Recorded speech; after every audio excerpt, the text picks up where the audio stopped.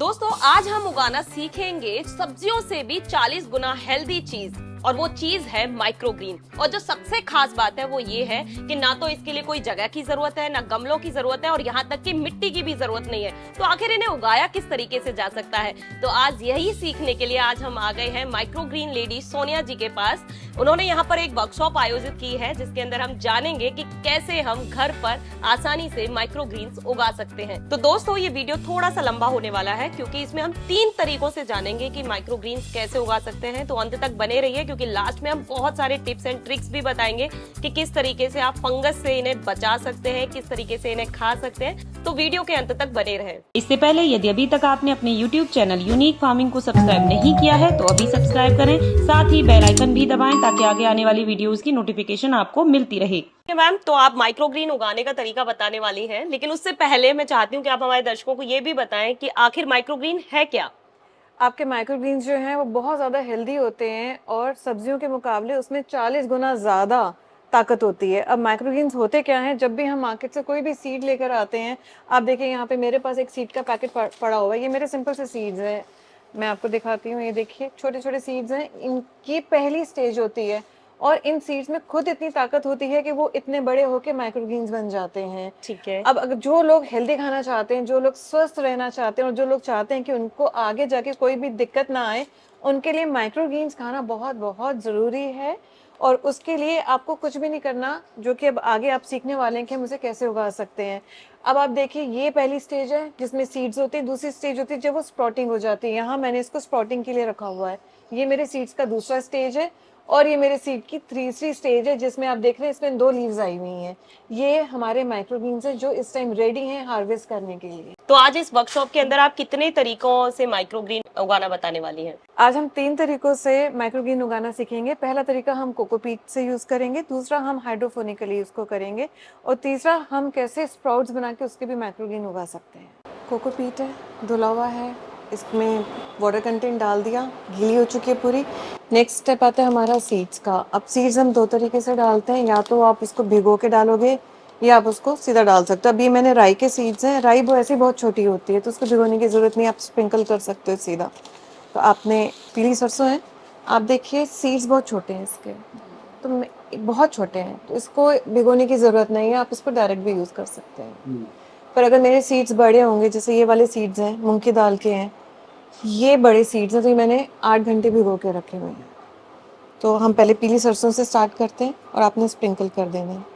जब आप इसको स्प्रिंकल करना है तो रूल ये है कि सीड्स एक दूसरे के ऊपर नहीं आने चाहिए और बहुत ज़्यादा गैप नहीं होना चाहिए सीड्स के बीच में। सो अंदाज़न ही मैंने लिया है and I just sprinkle up. अब ये मेरे सीड्स भीगे हुए नहीं है तो इसको थोड़ा सा टाइम ज़्यादा लगेगा उगने में एज़ कम्पेयर टू जो सीड्स मेरे भीगे हुए हैं। अब इसको भी हम 2 तरीके से कर सकते हैं, या तो मैं इसको किसी प्लेट से कवर कर दूं। अब इसके अंदर आपको दिख रहा है मॉइस्चर कंटेंट है, इस मॉइस्चर कंटेंट से ही ये स्प्राउटिंग हो जाएगी। अब देखो साइड्स में भी पानी है, इसके कवर नहीं करना है 2 तरीके से करते हैं, या तो आप इसको किसी प्लेट से कवर करके किचन के किसी कॉर्नर में रख दो या कहीं भी किसी कॉर्नर में। नहीं, बिल्कुल भी नहीं करना, नहीं। हाँ, आप इसको हल्का सा, मैं ऑलरेडी प्रेस कर चुकी हूँ, अदरवाइज आप डालने के बाद आप इसको हल्का सा ऐसे प्रेस कर दीजिए ताकि वो अंदर ठीक से चला जाए। अब जो सीड्स होते हैं उनके जर्मिनेशन का रूल होता है, हम मिट्टी के अंदर डालते हैं सीड्स तो वो जर्मिनेट होते हैं, अंधेरे में होते हैं। अगर मैं इसको खुला छोड़ दूंगी तो इसका जर्मिनेशन इतना फास्ट नहीं रहेगा। आपको इसको अंधेरा दिखाना है। अंधेरा कैसे दिखाएंगे, हम इसको किसी प्लेट से कवर कर दिया, मैं यहाँ गीले कपड़े से कवर कर रही हूँ। गीले कपड़े से क्या है, क्योंकि गर्मी का टाइम है तो इसको पूरा गीला कपड़ा है, अंदर मॉइस्चर पूरा मिलेगा करने के लिए, और हर 12 घंटे में ये मैं धो के वापस दोबारा लगाऊंगी। अब मैं इसको दबा नहीं रही हूँ, दबाऊंगी क्योंकि सीड्स बहुत छोटे हैं तो ये कॉटन क्लॉथ से चिपक जाएंगे सीड्स मेरे, निकालूंगी तो सीड्स वेस्ट हो जाएंगे। तो मैंने दबाया नहीं, बस कवर कर दिया है। ये भी गीला है, नीचे मैंने इसको नॉर्मल गीला कर दिया। ये अपने आप ही 2 दिन के अंदर इसमें स्प्राउटिंग होके मेरी लीव्स आ जाएंगी और कुछ नहीं करना, 2 दिन में। ये सीड्स छोटे हैं, अगर सीड्स बड़े होगा तो ज़्यादा टाइम लगेगा, छोटे हैं तो इतने में ही हो जाएगा। इतने बड़े आ जाएंगे? हाँ, हो जाएगा। जब सीड्स जर्मिनेट होते हैं तो उसकी पहले रूट्स निकलती हैं। तो रूट्स क्या होती हैं, वो नीचे की तरफ होती हैं और स्टेम ऊपर की तरफ बढ़ेगा और फिर लीव्स आएंगी। तो जब रूट्स निकलती हैं तो कई बार हमें कन्फ्यूजन हो जाता है कि वो फंगस आ रहा है, पर वो फंगस नहीं है, वो आपको देख के पता चल जाएगा। आप उसमें से अगर एक निकालेंगे भी ना तो आपको उसकी रूट्स दिख जाएंगी कि कैसी हैं। बस आप इसको भूल जाएंगे 2 दिन के लिए। हर 12 घंटे में आपने ऊपर से इसको गीला करके डाल देना है। अभी गर्मी जैसे ज़्यादा है आज, अगर आपको लगता है कोकोपीट ड्राई हो रहा है तो आपने पानी स्प्रिंकल कर देना है। पानी तब तक स्प्रिंकल करेंगे जब तक उसकी स्टेम नहीं आ रही है। जैसे आपको देखें कि उसकी स्टेम आ रही है, लीव्स आ रही है, फिर पानी स्प्रिंकल नहीं करना है। फिर आपने एक प्लेट लेना है, उसमें पानी रखना है और ये वाली ट्रे उसके ऊपर रख दीजिए। इसके नीचे होल्स हो रखे हैं, ऑलरेडी मैंने होल्स करे हुए हैं नीचे। गरम चाकू लगा दीजिए आप नीचे। तो इसमें देखो लंबे लंबे वैसे होल्स हो रखे हैं। कुछ नहीं, गरम चाकू से कर दीजिए, अपने आप ही इसमें आ जाएगा गरम। एक हमने प्लेट में पानी लिया और उसके ऊपर ये वाला ट्रे हम रख देंगे। 5 मिनट मैक्स टू मैक्स। अगर आपको लगे कि 2-3 मिनट में मेरी कोकोपीट ऊपर गीली हो गई है, इसने पानी एब्जॉर्ब कर लिया, तो आप हटा दो इसको। That's it. और कुछ नहीं करना। Before germinates, right? After germination, अच्छा, आफ्टर जर्मिनेशन, बिफोर जर्मिनेशन आपने खोल के देखना है। अगर कोकोपीट ड्राई हो रहा है आप पानी स्प्रिंकल कर दो। मैंने गीला कपड़ा लगा दिया क्योंकि गर्मी ज़्यादा है। अगर आपके पास वैसी ट्रेज हैं तो आप उसको कवर भी कर सकते हो। आप उसको कवर कर दोगे, एक डोम बन जाएगा, मॉइस्चर कंटेंट अंदर ही रहेगा, तो उस मॉइस्चर से वो अपने आप जर्मिनेट हो जाएगा। मुझे ये मेथड ज़्यादा इसलिए बेटर लगता है कि छोटी छोटी ट्रेज लगा दी तो आपके पास वेराइटी भी आ गई। बड़ी ट्रे में क्या, वो आपको 4-5 दिन कंज्यूम लगेंगे करने में, तो आप 4-5 दिन तक सिर्फ सरसों खा रहे हो या मेथी खा रहे हो। और हर माइक्रोग्रीन का टेस्ट अपना अलग होता है। अब अगर आप कमर्शियली भी करते हो तो कमर्शियली भी आप ये चीज़ फॉलो करते हो, जैसे आपने मुझे बताया था कि आपका कमर्शियली है, ये भी एक मेथड है ग्रो करने का। तो इसमें नीचे पानी नहीं है, पानी नहीं है तो आपका फंगस आने का चांस ही नहीं है। आपने बस ऊपर मिस्टिंग करनी है इसके और आपका काम हो जाएगा। कॉटन क्लॉथ की जगह आप इसका डोम बना दीजिए, क्योंकि इतने फिर धोना बड़ा मुश्किल हो जाएगा कमर्शियली। तो आप इसको कवर कर दीजिए और जब भी पानी देना है, जनरेशन के बाद, वो तो आपको पता है नीचे से देना है, ऊपर आप स्प्रिंकल कर लो। तो अगर पानी नहीं होगा तो आपका फंगस का चांस भी कम आ जाएगा, आप अगर ट्रे में पानी नहीं डाल रहे नीचे तो। ये हमारा एक प्रोसेस है। सेकंड होता है हमारा हाइड्रोफोनिकली, जब हम पानी से उगाते हैं। अगर आपके पास कोकोपीट नहीं है तो आप पानी से कैसे उगाएंगे? उसके लिए आपको वैसी ट्रेस चाहिए जैसी है। अब अगर आपकी फैमिली बड़ी है तो उस बड़ी फैमिली के लिए ये ट्रे काफ़ी है। अगर आपकी फैमिली 7-8 लोग हैं तो इतना बड़ा ट्रे होना ही चाहिए। ये पानी के लिए है, ये हमारे सीड्स के लिए है। अब अगर मेरे सीड्स बहुत ज़्यादा छोटे हैं तो आप देख रहे हो इसमें होल्स बने हुए हैं, सीड्स नीचे आ जाएंगे सारे और सीड्स वेस्ट हो जाएंगे। तो आप टिश्यू पेपर लगाएंगे। टिश्यू पेपर का एडवांटेज ये है कि मेरे सीड्स तो नीचे नहीं आ रहे हैं, यहीं पर ही हैं, और जितना टाइम टिश्यू पेपर गीला है उतना टाइम उसको मॉइस्चर मिल रहा है। डिसएडवांटेज भी है, गर्मी के टाइम में टिश्यू पेपर बहुत जल्दी ड्राई हो जाता है। सर्दियों में तो ठीक है, गर्मियों में बहुत ज़्यादा जल्दी ड्राई हो जाएगा। तो आपको उस पर वाटरिंग करनी है, पर अगर ज़्यादा होगी तो फंगस आ गया, कम कर दी तो लगी हो जाएंगी। तो आप 1-2 बार ट्राई करेंगे तो आपको मेथड समझ में आ जाएगा उसका कैसा करना है। अब मैंने मूंग की दाल के जैसे सीड्स भिगो के रखे हैं।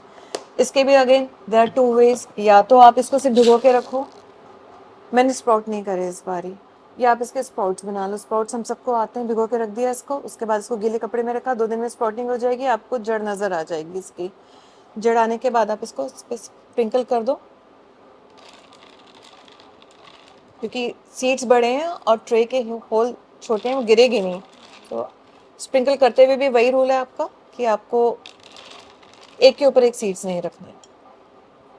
दूसरा प्रॉब्लम आता है जब हम सीड्स डालते हैं तो मुझे नहीं पता होता मेरे ट्रे में कितने सीड्स आएंगे।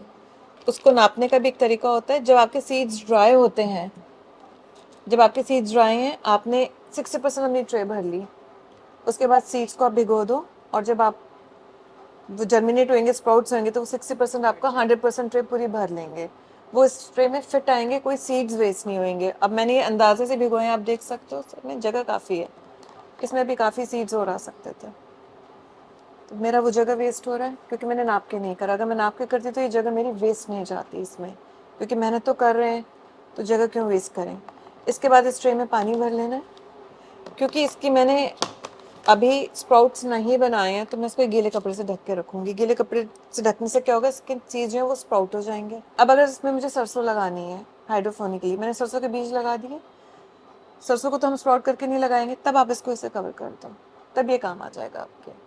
पर क्योंकि इसको ऑलरेडी मैंने भिगो के रखा है, स्प्राउटिंग करा रखी है, तो मुझे इसको ऊपर से करने की ज़रूरत नहीं है। आपने बस इसको गीला करके रखना है। ऊपर जो आप कॉटन क्लॉथ लगा रहे हैं, ये आपने 2 बारी गीला करना है, सुबह शाम। अभी मैंने इसको गीला लगाया है, ये सुबह तक पूरा का पूरा ड्राई हो जाएगा। इसको वापस से गीला करना है और इसके ऊपर रखना है। नीचे वाली जो ट्रे है इसमें पानी होना चाहिए। पानी अंदाज़न आप आधा इंच भर लीजिए।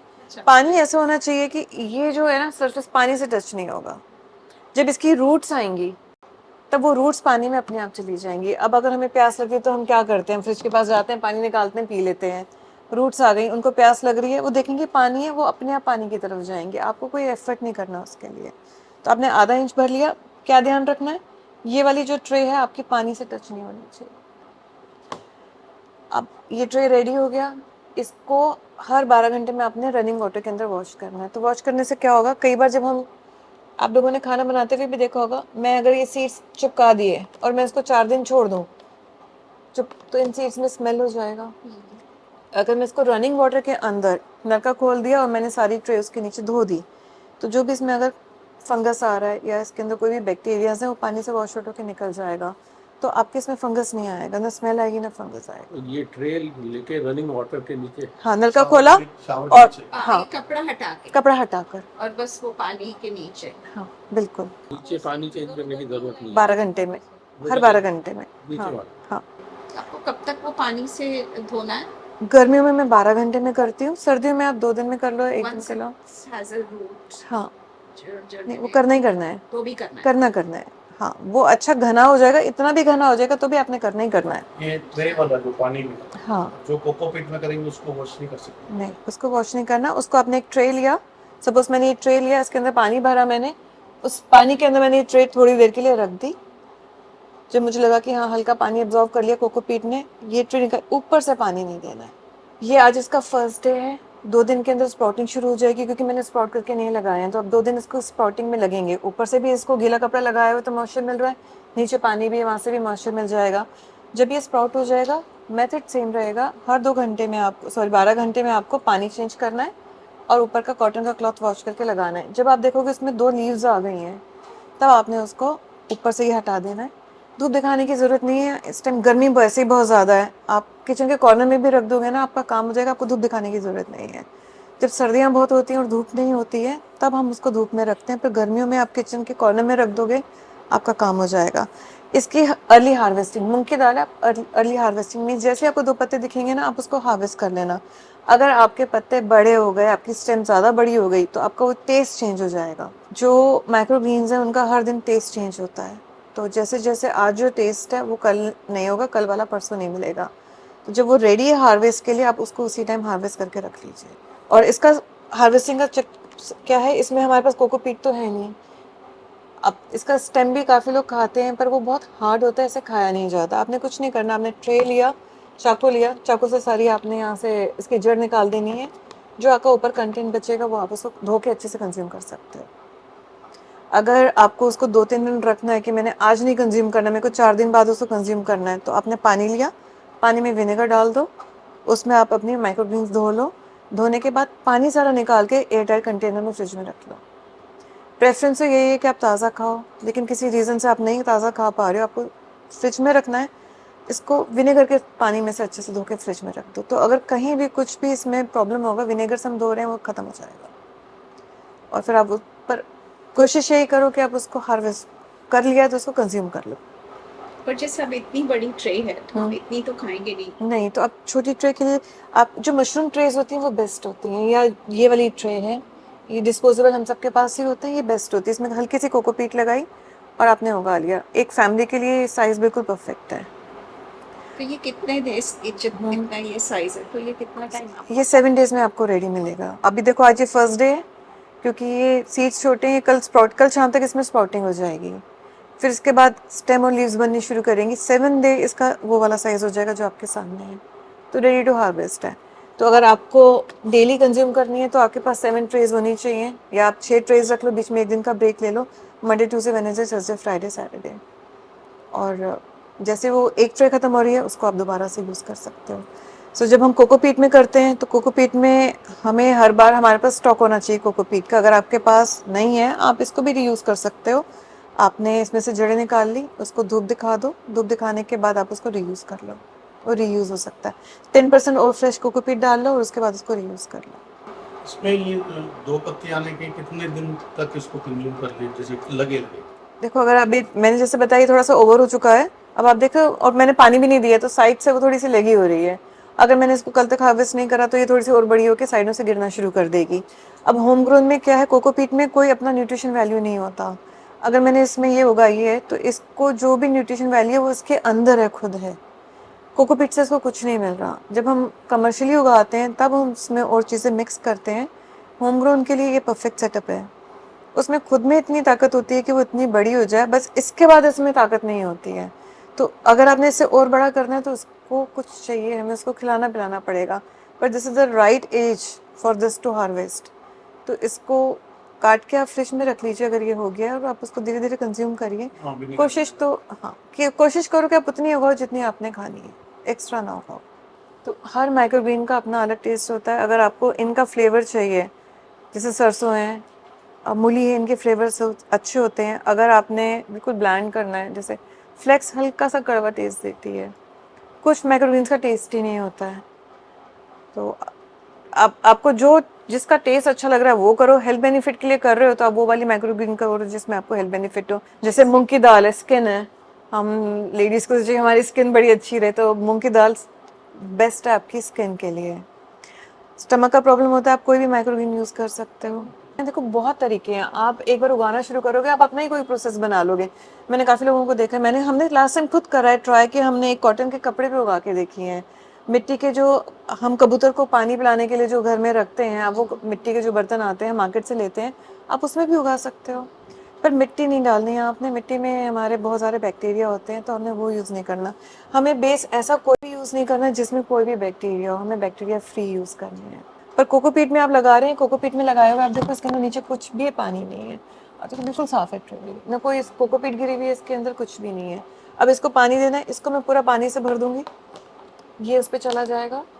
जैसे ही ऊपर कोकोपीट गीला हुआ, पानी फेंक दिया, जो एक्स्ट्रा पानी है वो नीचे ट्रे में कलेक्ट हो जाएगा, ऊपर कोकोपीट जो नॉर्मल रहेगी। हाइड्रोफोनिकली उगाओ पानी में, या आप कोकोपीट में उगाओ। आपको लगता है कोकोपीट अवेलेबल नहीं है और मुझे उगानी, तो आप हाइड्रोफोनिकली उगाओ। जो घर की हमारी दालें होती हैं, मूंग की दाल हो गई, चने की दाल हो गई, वो हाइड्रोफोनिकली बहुत अच्छी उगती हैं। मटर हो गए, हाइड्रोफोनिकली बहुत अच्छे उग जाएंगे। जो छोटे छोटे सीड्स होते हैं ना, वो ज़्यादातर कोकोपीट में अच्छे उग जाते हैं। सरसों है, राई है, वो छोटे छोटे सीड्स हाइड्रोफोनिकली।